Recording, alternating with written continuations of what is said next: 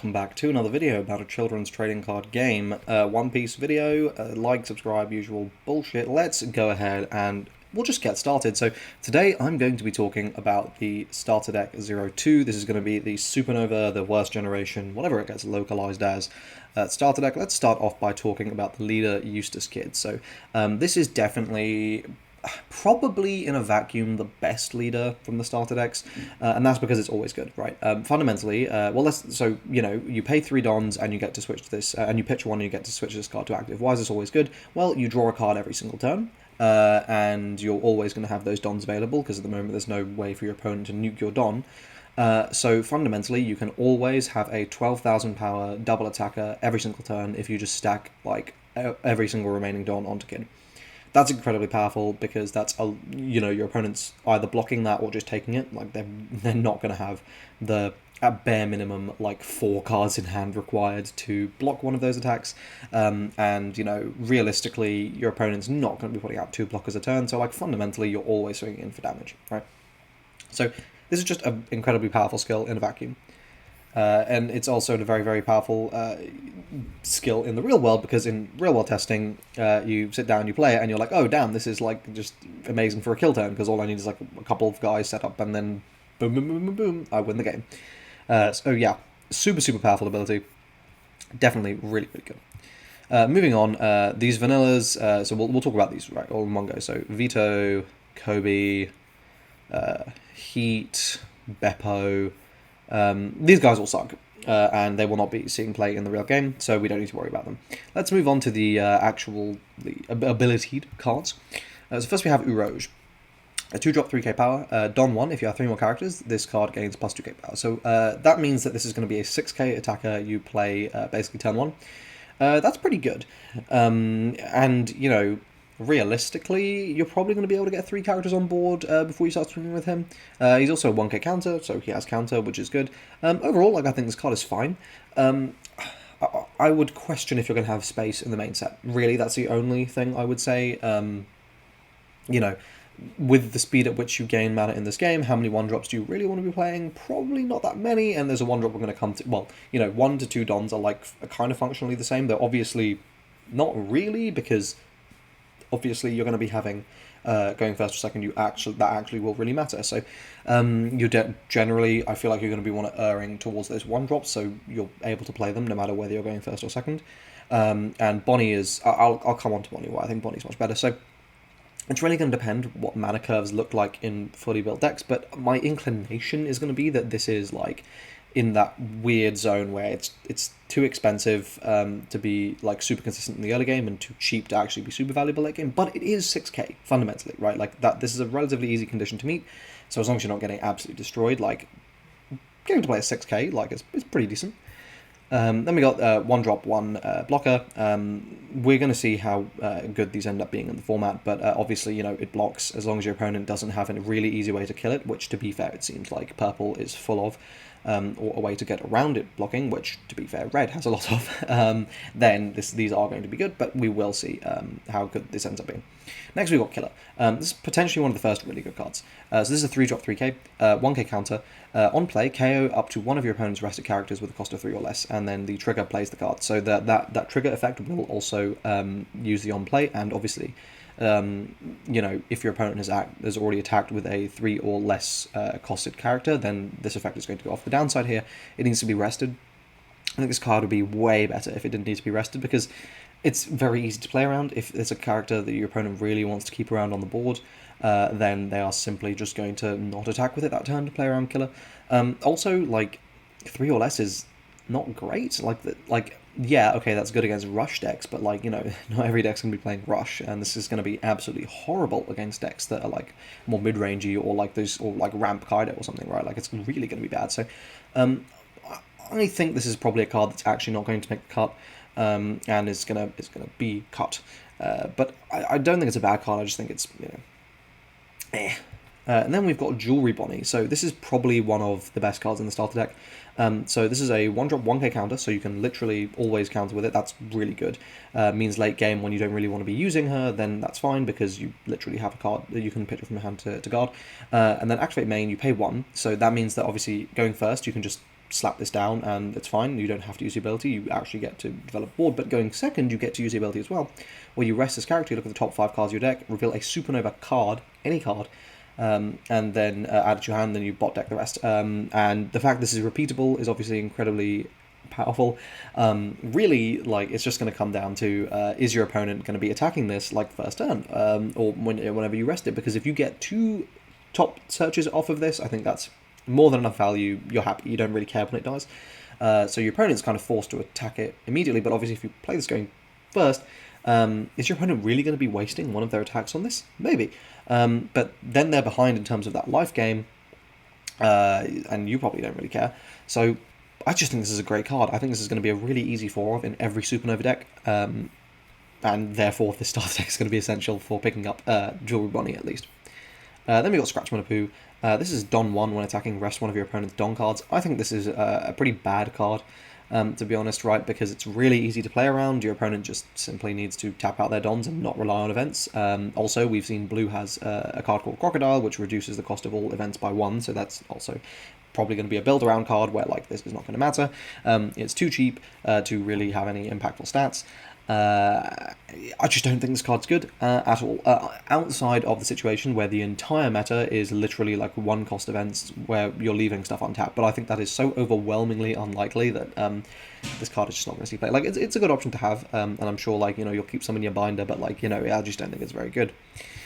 On to another amazing card, Trafalgar Law here. This is a 5-drop 6k. It has a 1k counter. On play, set one of your rested characters with these Super Rookies or Heart Pirate Straight with a cost of 5 or less to active. 5 or less is big. That's actually a very large number of cards. And, this being a 6k unit means it's also threatening in and of itself. You can pitch it from your hand if you actually don't use it, and, it's giving you that aggro, right? It's either letting you ensure something basically is going to hang around by untapping it so your opponent can't attack it outside of, those cards that attack active characters. And it's also potentially letting you aggro because you can just swing with it again.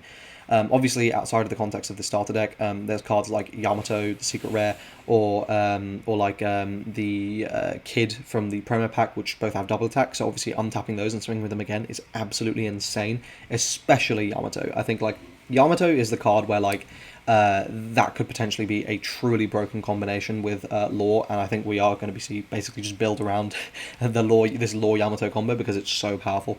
But yeah, I think this is a really, really powerful card. Definitely like up there with Jewelry Bonnie is the best card in the starter deck. Next, we've got Basil Hawkins. So Don 1 once per turn. During your turn, if this character battles an opponent's character, you set this card to active.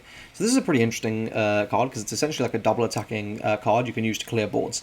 If green gets more ways to rest characters on your turn, this could actually be really, really powerful because it's also like going to be 7k, and that's basically dealing with most of the format, right? Okay, you're not dealing with like 8 drops, 9 drops, and 10 drops. Okay, you're dealing with everything else, right? And this is going to be really valuable, like as a tempo play, because if you're clearing your opponent's board, they're going to be struggling, right? I think this is definitely one of the better cards. I will say I slept on it, I think, on initial reveal.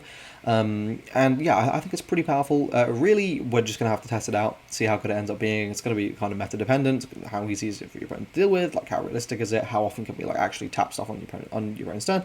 Are we going to get events that just let you attack active characters? There's a lot of questions in terms of how good this card is, but it's definitely one where I think you got to keep it in the back of your mind as like a viable option in this Supernova deck. Next, we have got Eustace Kids. This is a 7-drop, this is the other SR. This is a blocker, and then Don 1, when your turn ends, you get to switch this character to active, which means you're going to be able to swing in for 8k with this kid, and then immediately untap it and have a 7k blocker on your opponent's turn. This dodges like basically every form of removal currently in the game, the exception being like, the SR Kaido that board wipes. And it's also a card you can attack with to provide you with aggro. The biggest downside about this card is the fact that it doesn't have any blocker. But who cares, right? I think this is again one of the best cards in the starter deck. Incredibly generic as well. Like it's just a good green card, right? Like you can just chuck this into anything. It's a massive blocker, right? Like your opponent's just going to be sitting there going like, okay, well, I mean, I just have to be wary about this card like all the time. So yeah, I think this is a really, really good card. Again, one of the best cards in the starter deck. Then we got X-Drake, the final unit here. This is another really powerful card. This is a 1k counter, 4-drop 5k, so it's threatening leaders. And then Don 1, during your turn, while this character is rested, you get plus 1k power to all your Marines and Supernova characters and leader, which means this is actually attacking for 7k because you attack with it. So you don it up, so it's a 6k, and then you rest it to attack, and suddenly it's a 7k. So this is a massive beat stick that's also buffing your entire board. And obviously, you can imagine the combo you set up, right? Like if you have like an X-Drake on the field, a Yamato on the field, and then like that's kind of all you need, right? Because you swing with X-Drake first, you swing with Yamato, you play your Law, you untap your Yamato, you swing with Yamato, which even you can like don up twice to make it even bigger. Then you can like use your Kid effect, untap your Kid, swing with Kid, untap your Kid, swing again. It's going to be swinging for 6k because of X-Drake. Basically, as long as your opponent just doesn't have like an instant way to deal with this card, like, and you just play it like a turn before you're going for that kill turn, I think it's really, really powerful. And again, it's a counter, so like you could just pitch it from your hand if it ends up not being super useful in that scenario, or if you get too many of them. I'm a massive fan of X-Drake. I think it's a really, really powerful card. Moving on to the events then, we got Scalpel. This is a 1-drop event. Counter your leader or up to one of your characters gains 2k for this battle, and then you switch up to one of your dons to active. The trigger switches up to 2 of your dons to active. I think this trigger is rarely likely to matter. Remember, to use the trigger effect, you lose the card, right? It's not like you get to trigger this, untap 2 dons, and then you can also Scalpel, which would be really good. Instead, like, you just get to untap, which is, like, fine, but, like, is that really worth it? I'm doubtful. Yeah, and also, like, I feel like the bare minimum for these events, like, because you understand, right, you got to leave your dons untapped. That's fine late game, but, like, early game, well, I don't even know if it's fine late game, really, because, like, you want to be, like, each one of those 1,000 powers matters, and it might be way better to have that don equipped on something, but, like, late game, it's easier, like, it's at least more free, right, than early game. And I think it's really got to be doing something far above and beyond what just normal counters do, to be worth having that on tap. And, like, yes, okay, this, like, will let you keep playing those kind of cards, but, like, I mean, it's only a 2k counter, it's not that good. I just don't think this card is very good. I could be wrong, and I think, like, this is one of those things where, like, we're going to see how events shake out in the main game, but my inclination is that this is not good. Onto Repel, this is 2 cost, your leader or one of your characters gains 4k, and then you set one of your don cards to active. I think this card is a little bit better.